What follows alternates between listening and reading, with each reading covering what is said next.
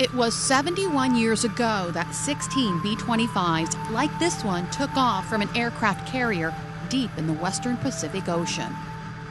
For 98-year-old Dick Cole, though, the memory of April 18, 1942 is as vivid as if it happened yesterday. Mission was planned for us to take off at dusk on the 19th, and our bomb load was incendiary bomb. Our target was northwest Tokyo. Lieutenant Cole was part of a team known as the Doolittle Raiders. Led by Lieutenant Colonel James Jimmy Doolittle, 16 B-25 Mitchells carrying 80 airmen attacked Tokyo and other Japanese cities. Doolittle was someone Cole had idolized growing up. As a kid, being born and raised in Dayton, Ohio, I used to ride my bicycle from the first test field that they had in Dayton called the McCook Field, which was about maybe 3 miles from where I live. And I would sit on the riverbank and watch all the old-timers do their thing, and Doolittle was one of them. So I knew who he was.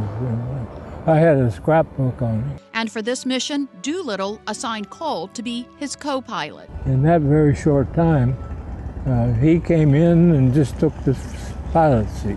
So, we were all very lucky and in awe of having the privilege of being his crew. And he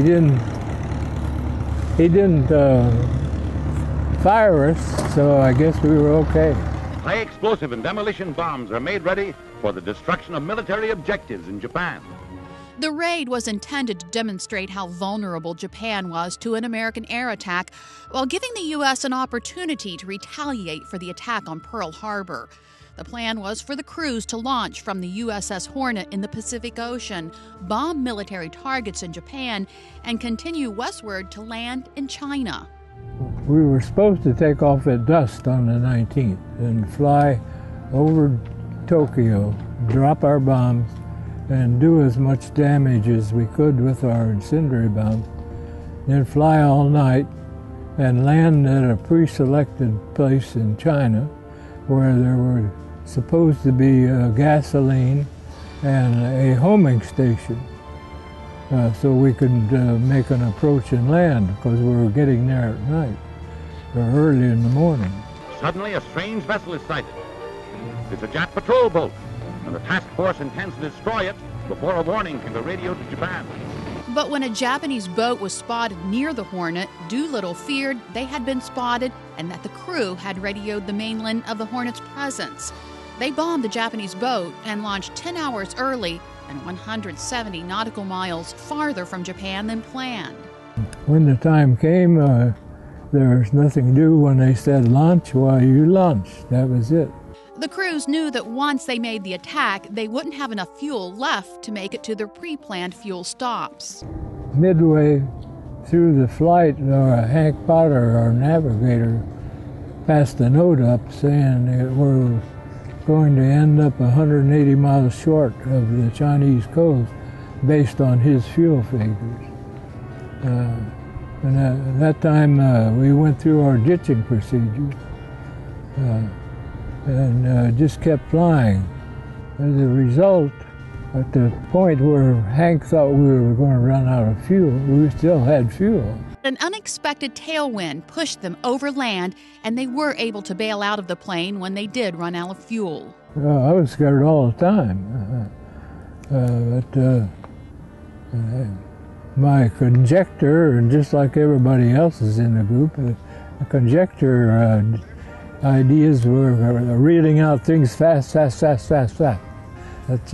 fortunately, a lot of them didn't come true. Of Doolittle's team of 80 airmen, 69 escaped capture or death.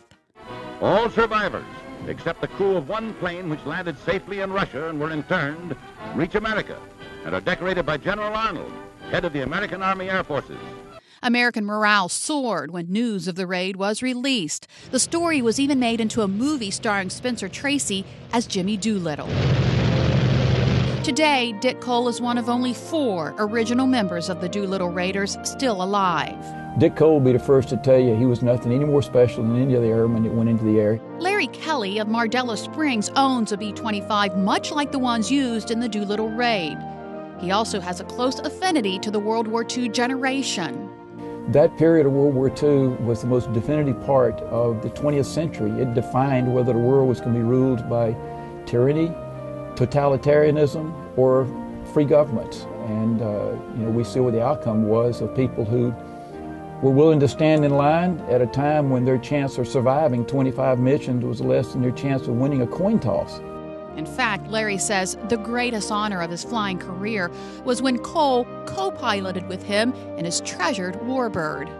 Dick brings the airplane in, does a low approach, peels the airplane up, comes back around and does the most beautiful landing I think this airplane had seen in ages. The respect I have for that generation is powerful. And then when you're sitting next to these people and understand they were just ordinary people doing extraordinary things. And that's the message Kelly hopes to spread as he flies the Panchito over Delmarva or around the country.